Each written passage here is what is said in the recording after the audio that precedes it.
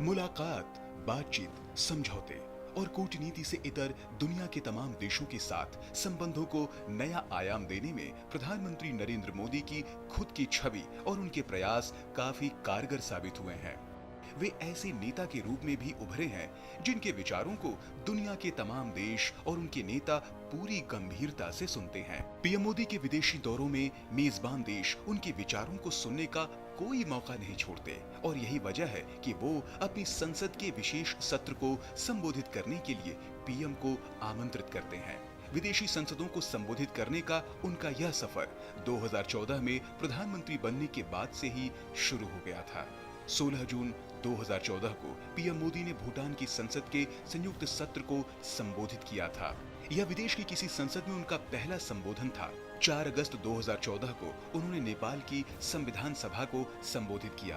18 नवंबर 2014 को पीएम मोदी ऑस्ट्रेलियाई संसद को संबोधित करने वाले पहले भारतीय प्रधानमंत्री बने और अगले ही दिन 19 नवंबर 2014 को उन्होंने फिजी की संसद के विशेष सत्र को भी संबोधित किया।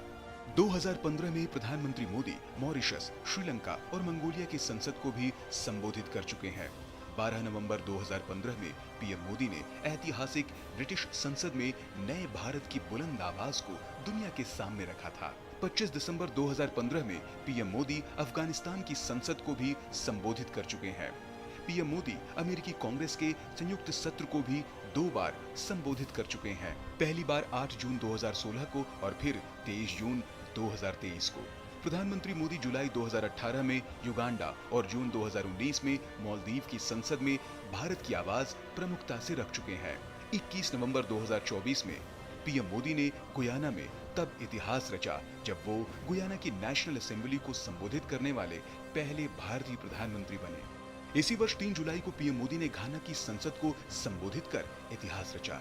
4 जुलाई 2025 में ही 5 देशों की अपनी यात्रा के दौरान प्रधानमंत्री मोदी ने त्रिनिदाद और टोबैगो की संसद को संबोधित किया। इसी यात्रा के दौरान पीएम मोदी ने नामीबिया में भी संसद सत्र को संबोधित किया।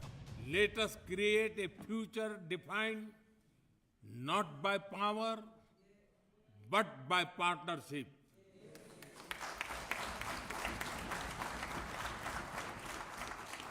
Not by dominance, but by dialogue.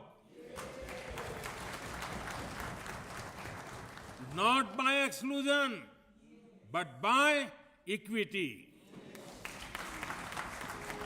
अपने संबोधनों में पीएम मोदी दुनिया भर में शांति और सद्भाव की पुरजोर वकालत करते हैं।